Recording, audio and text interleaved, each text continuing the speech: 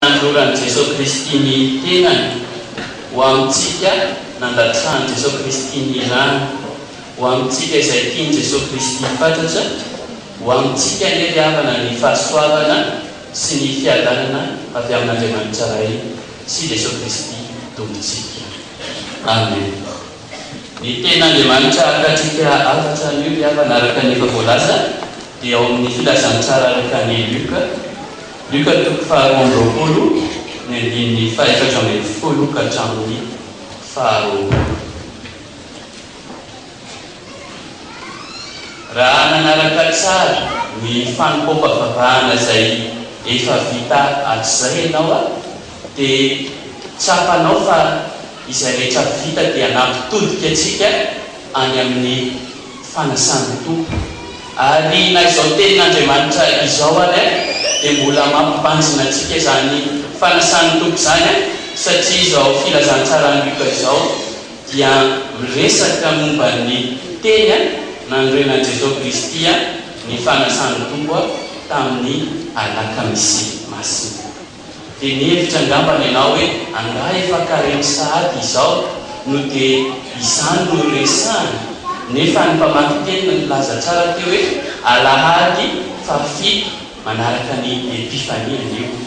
Tsy miafina amintsika izany hoe epifania izany fa fanehoan'Andriamanitra ny voninahiny, ka anisany fanehoan'Andriamanitra ny voninahiny ny fanasany tompo.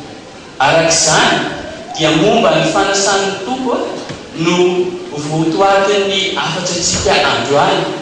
Io no ivony torotentsika kanefa tsy lesona fototra hoe ilay teoria momba ny fanasany tompo no ianarantsika fa ilay fiainantsika. Ilay fiainantsika an'izany hoe fanasany tompo amin'ny fiainantsika andavanandro no hozaraintsika androany. Ka ndeha hofantaritsika miainga amin'ity filazantsarany Luka ity hoe mampaninona antsika moa izany fanasany tompo izany, inona ny vokatra izany amin'ny fiainantsika, miteraka inona amintsika izany fanasany tompo izany, fa tsy atao fombafomba rehefa alahady voalohany izany fanasany tompo izany fa misy dikany be da be, misy lanja ho antsika kristiana izany fanasany tompo izany. Voalohany ary ny fanasany tompo dia miantoka sy manatanteraka ny faneken'Andriamanitra tamintsika. Miantoka sy manatanteraka ny faneken'Andriamanitra nataony tamintsika. Vokatry ny fanasany tompo araka ny hitantsika eo amin'ny andininy faharoapolo tapany farany manao hoe ity kapoaka ity no fanekena vaovao amin'ny raha izay ahidina ho anareo. Izany hoe ilay rany Jesosy Kristy izany no tombo kase mamatotra ilay fanekena efa naorin'Andriamanitra tao amin'ny fanekena taloha, naorin'Andriamanitra tamin'ny Abrahama ka tanteraka aty amintsika ankehitriny, ary io no maharitra mandrakizay. Izany hoe ilay rany Jesosy Kristy izany no manasony ilay fanekena nataon'Andriamanitra tamintsika. Noho i Jesosy Kristy izany dia tafaverina amin'Andriamanitra isika.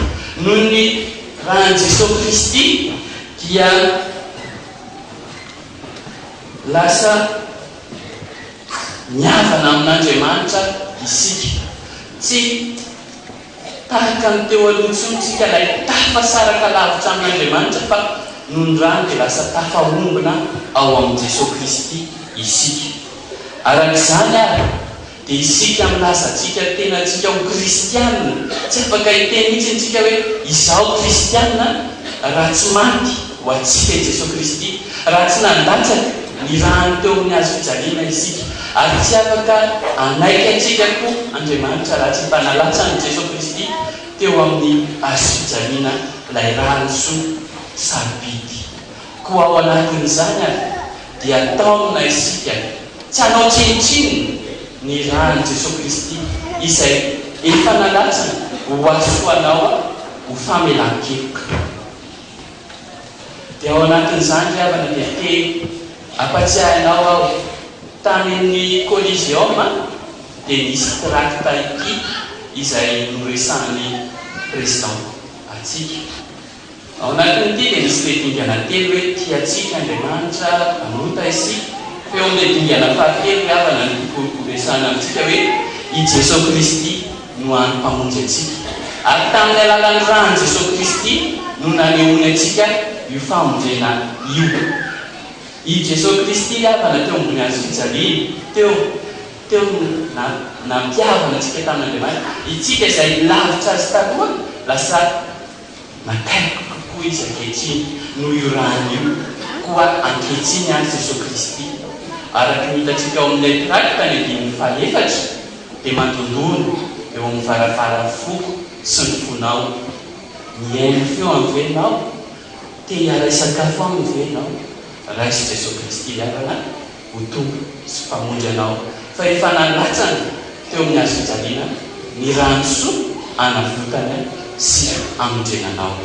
Ary mikasika izay famonjenanao izay havana dia every toy ny chèque anankiray ny famonjenanao. Ny chèque anankiray misy anarana dia misy soni. Dia ny rany Jesosy Kristy no sonian'io. Fa io chèque io tsy manan-kery, tsy lasa vola io raha tsy asianao ny anaranao ambadika sy ny mombamombanao dia soniavinao. Noho izany zany dia mila ianao manaiky an Jesosy Kristy ho tompo sy mpamonjy ny fiainanao zay vao manan-kery aminao ilay famonjena vita an Jesosy Kristy. Koa androany ary aza misalasala intsony ianao fa ekeo Jesosy Kristy ho tompo ny fiainanao. Fa manarakarak' izany ny fanasan'ny tompo koa dia mamelona atsika kristianina. Ny fanasan'ny tompo dia mamelona atsika kristianina. Hitatsika eo amin'ny andininy fahasivy ambin'ny folo tapany farany hoe ity no tenako izay omena ho anareo, izao no atao ho fahatsiarovana. Ary eo amin'ny voalohany indrindra amin'ny fahasivy ambin'ny folo iny izy miteny hoe nandray mofo izy. Ny asa mofo dia fantatsika tsara fa mamelona izany, mitondra aina ho atsika izany. Raha tsy misy an'io mofo io sika, raha tsisy vary moa zany tena foto-tsakafotsika malagasy izay mahazatra atsika, dia ketsaka reraka isika. Fa ho an'ny kristianina kosa ny mitondra aina ho anazy, ny mamelona aina ho anazy dia tsy inona fa ny tenan'i Jesosy Kristy. Arak'izany ary dia maherezy ary mazotoa mandray zany vatan'i Kristy zany, zany tenan'i Kristy zany, fa fanora tenan'i Jesosy Kristy ho asoanao mantsy izany fandraisana ny tenan'i Jesosy Kristy izany. Ary tsy miafina amintsika ilay havana fa Jesosy Kristy any filazany tsara ny jaonany dia manambara mihitsy hoe tsy misy manana fitiavana lehibe tahak'izao dia ny manolotra ny ainy amonjy ny sakaizany. Isika izao no sakaizan'i Jesosy Kristy ka nomeny ilay tenany mba ho avitra isikesenao, mba anananao fiainana tsaratsara kokoa en abondance hoy izahay tamin'ny mianatra tafika masina maro, mba hivelara anananao fahafenona fiainao fiainanao dia natolotra Jesosy Kristy ny fiainana koa rasy izany. Fa misy fanamariana koa izao ny havana, ny tenan'i Jesosy Kristy dia voafehantsika amin'ny mofo iny ihany, tsy ny havana sanatria zany ny tenan'i Jesosy Kristy dia tsy voafeha ao anatin'ny mofo izay zaraintsika rehefa mifanasan'ny tompo iny ihany, fa ny tenan'i Jesosy Kristy koa dia tsy fa ny tenin'Andriamanitra, satria tsy miafina amintsika fa ny tenin'Andriamanitra dia Jesosy Kristy ilay teny tonga nofo. Izany hoe aoka koa zany tsika mba ho velona, mba ho velomin'ny tenin'Andriamanitra, hihinana, hitsakotsako izany tenin'Andriamanitra izany, satria azotsika aina izany, azotsika aingana eo amin'ny fiainantsika ny fihinanantsika izany tenin'Andriamanitra izany. Koa mazotoa fiavana mamaky Baiboly isan'andro arak'izay azo ataotsika fa anisan'ny any mpanao atsika koa izany. Fa androany manokanao dia te anaintana atsika fa androany mantsy dia alahadin'ny baiboly. amin'ny andro alahadin'ny baiboly atsika androandroany dia tsy miafina amintsika fa manana ny fikambanana mampiely baiboly tsika izay mampiely izany baiboly izany. Koa isika izay nahazo tombony, nahazo soa, nahazo arena, fitahiny tamin'ny alalan'izany baiboly izany, aoka isika mba anao izay mba vitatsika mba ahafoy ho amin'izany fampelezana ny baiboly izany. Fa aoka isika tsy mititena, tsy mitendakanina isika hoe isika velombelon'ny tenin'Andriamanitra tahaka ny inona manana baiboly telo efatra netrano nefa nisy raha lasa anabavitsika any ananany tsy manana nanderay ary falerira vao maheno tenin'Andriamanitra iray. Koa entanina isika mba anampy ny mampiely baiboly, anoana azy ireo androany satria efa nahazo maimay foana izaho sy anao dia aoka koa isika mba izara maimay-poana tahaka izany. Fa fahatelo farany ny fanasan'ny tompo dia mampiombona antsika amin'Andriamanitra. Hitantsika amin'ny andininy 5 teo fa hoe izao no atao ho fahatsiarovana hoy ny tenin'Andriamanitra. Ny fahatsiarovana kristiana dia tsy hoe embonembona, tsiatsia, lasa ohatra hoe mémoire sy souvenir fotsiny, fa ny fahatsiarovana kristiana dia tena mampatsiaro ilay lasy, mampanatsika antsika amin'ny ankehitriny ary mampanjina antsika no avy. Ka ao anatin'ny fanasan'ny tompo dia tafiombona ireo hoe lasa ankehitriny ary ho avy. Ny dikan'izany dia hoe ao anatin'ny fanasan'ny tompo dia tsy ahivitsika ilay teny fanorenan'i Jesosy Kristy ny fanasan'ny tompo, izany hoe io ilay ambalan'ny Luka sy ny Korintiana izay perikopantsika io zany no hitatsika ao amin'ny fanasan'ny tompo. Fa amin'ny ankehitriny koa dia hitatsika ny ray aman-dreny tanjona manatanteraka ny fanasan'ny tompo eto amin'ny latabatra masina ity, fa i Jesosy Kristy no mitarika atsika ao anatin'izany fanasan'ny tompo izany. Ary amin'ny ho avy araka ny tenin'Andriamanitra iteny hoe mandra-pahatonga ko any amin'ny fanjakan'Andriamanitra. Izany hoe rehefa tonga ny fanjakan'Andriamanitra dia hiaraka hisakafo amin'ny Jesosy Kristy isika ao anatin'ny hafalibe tokoa. Izany hoe miombona ao anatin'ilay fanasan'ny tompo izay atsintsika izany ny fotoana rehetra. Kanefa tsy ny fotoana ihany no miombona ao anatin'ny fanasan'ny tompo fa isika sy Jesosy Kristy. Lasa olona iray ianao sy Jesosy Kristy rehefa mandray ny fanasan'ny tompo ianao.